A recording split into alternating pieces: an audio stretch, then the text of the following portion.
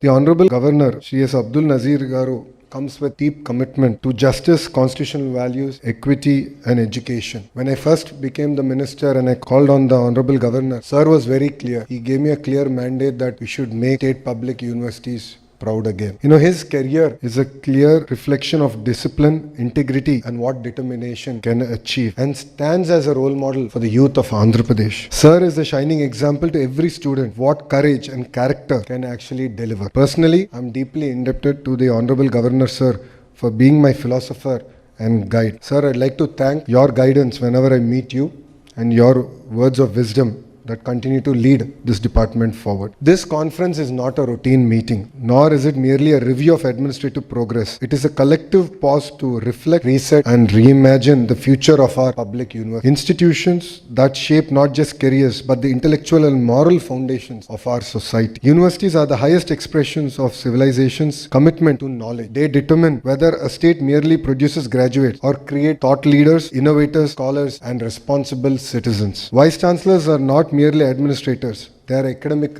leaders, reform champions and custodians of public trust. Andhra Pradesh stands at a critical juncture.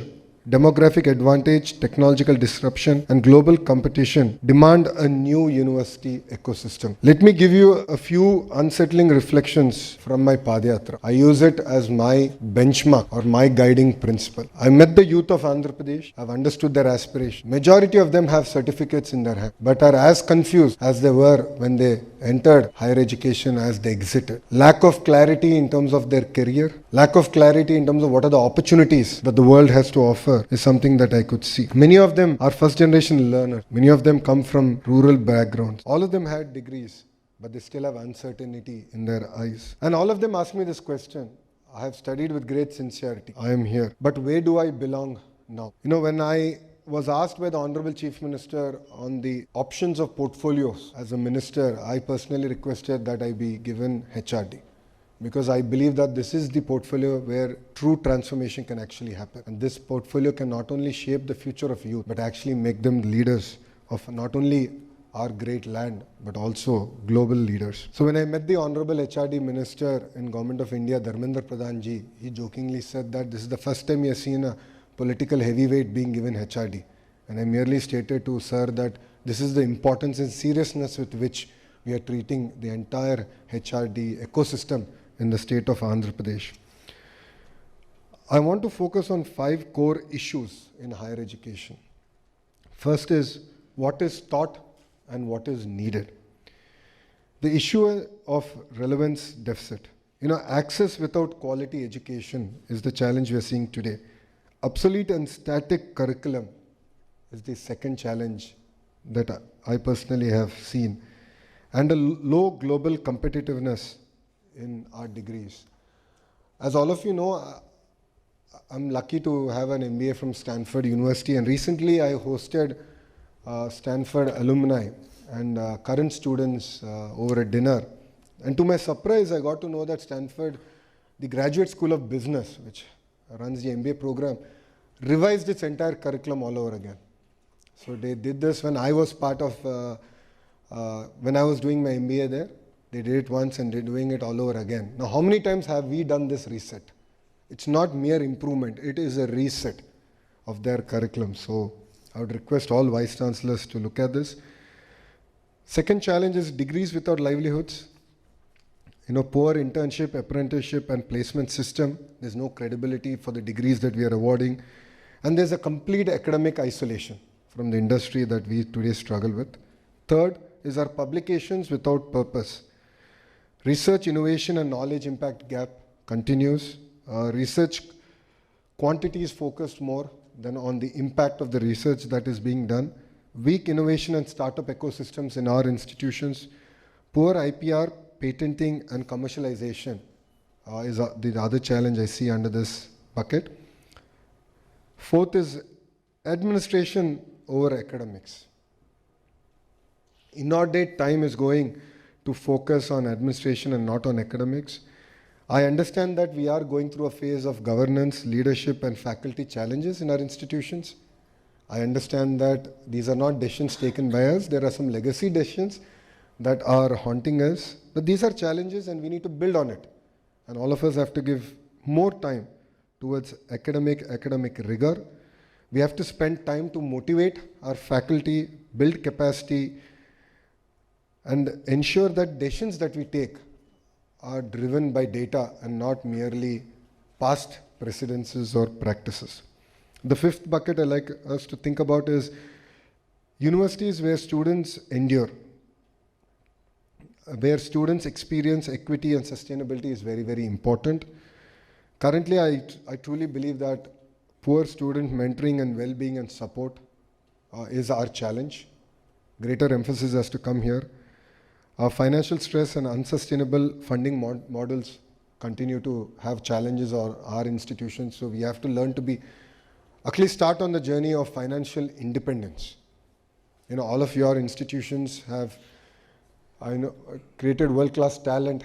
Their CEOs who are heading Fortune 500 companies, Andhra University in particular, should be singled out for it. So we have to tap into that network. We have to build financial independence. And this is something I would request all of you to look at it. Definitely regional, social, gender imbalances is another area that we need to focus on. You know, I believe that higher education today suffers from these 5 structural gaps: quality without relevance, degree without employability, research without impact, autonomy without leadership, and access without equity. So I sincerely hope that today's VC conference shall at least start on the journey of addressing these core issues. I believe that merely one conference is not enough. Consistently, on a systemic manner, under the leadership of the Honorable Chancellor, we have to continue to focus on this. I also want to quickly propose a few solutions here. One is, of course, academic quality and relevance. Greater focus on what is being taught and what is needed. So greater industry connect for leaders who are here, who have met me multiple times. Universities that I've visited, I've always focused on this in all my talks. We have to reimagine our university syllabus for the next changed decade. And today, you know, knowledge is changing fast. It doubles rapidly. Careers are changing over time. 80% of the jobs that are going to get created in the next decade are in sectors that are yet to be discovered. Those are the kind of challenges that we as academicians are being faced. So we need to tune our entire academic rigor in that focus. And quality should also be measured in what a student can understand, apply, and I believe, very important, is to question. The culture of questioning, challenging one's ideas, is something that is very, very important. If we continue to teach outdated content, we do not merely waste time. We betray trust of our children. Universities must therefore update their curriculum relentlessly, embrace multidisciplinary learnings, align teaching with real-world relevance, and relevance here is our collective responsibility. The second bucket is employability, skills, and industry integration. Degrees must lead to dignity of work. And I like to say, as I shared in my Padayatra, where children have graduated out of our institutions, did not get jobs, while they went to Amirpet. I'm sure all of you know where Amirpet is.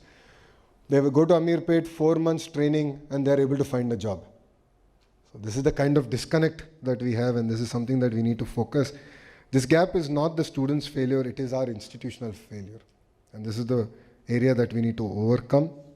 Universities must stop functioning as isolated islands of theory. They must become bridges between learning and livelihoods. And this is something I would request all the Vice Chancellors to take a hard look at it.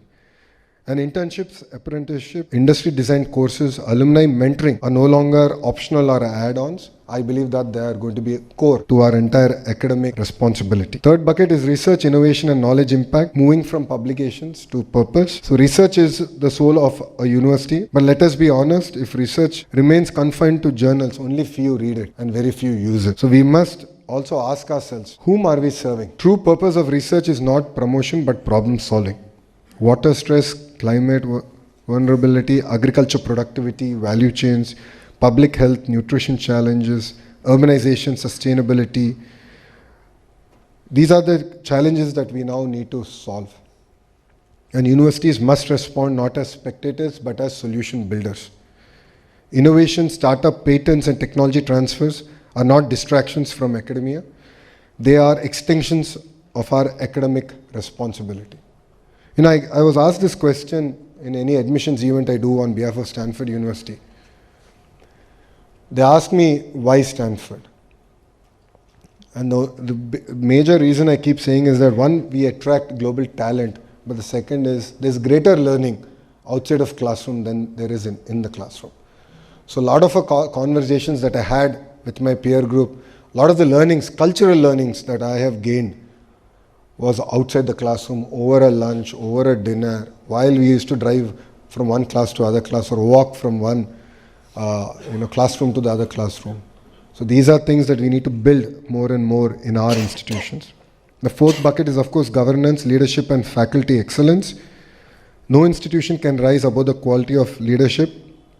To all the Vice Chancellors here, all of you know, under the leadership of the Honorable Chancellor, the process of appointment was done in a very transparent manner because we believe in your background, the academic rigor, the focus that you will bring to these great institutions. I understand that, there will be routines, there will be files, but you have to rise beyond that. You have to rise beyond that to become custodians of academic consciousness and drivers of transformation. Autonomy does not mean absence of accountability. I think they're very clear words. As all of you are aware, it means freedom to excel and courage to decide. This is very, very important to us. And faculty is going to be very core and heart to our entire reform process.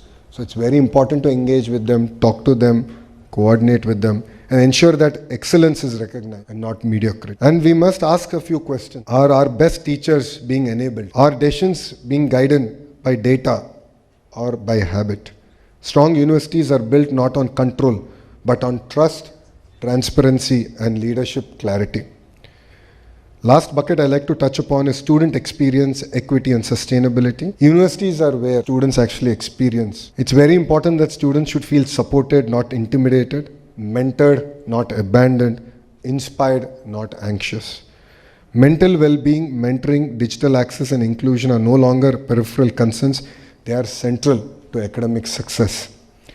At the same time, universities must be financially sustainable, diversify resource, engage alumni, and serve regional development needs. A university that ignores students experiences risk of becoming irrelevant, no matter how old or prestigious it is.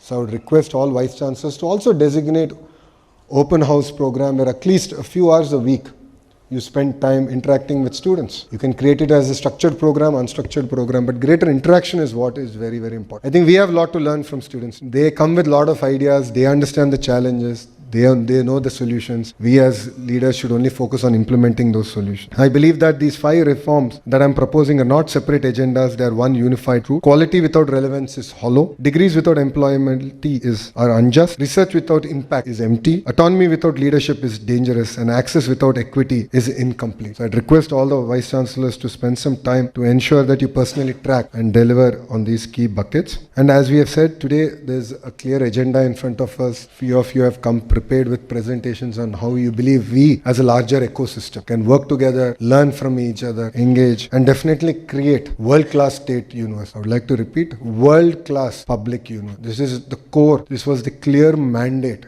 given to me by our Honorable Chancellor, sir, when I met him. He said, I want world-class state university, world-class public. And all of us together only can achieve it. And the choices we make today will shape not just institutions, but the confidence of an entire generation. Our responsibility is not just to award certificates, but to shape capable professionals, confident citizens, and ethical leaders. Let history say that this was the moment when universities chose purpose over comfort, reform over routine, and leadership over complacency. So finally, your autonomy will be protected, excellence will be rewarded, and accountability will be enforced. And I would like to assure the Honorable Chancellor, sir, under your leadership, we will work together to make our state public universities proud and make you proud personally, sir. I have taken it to heart, the feedback that you've always shared with me. As I've said, you are my philosopher, you are my guide, sir, and we will make you proud. We have started on our journey, and rest assured, by the time we come to the next conference, we will deliver on what have been discussed today, and we look forward to hearing from you, sir.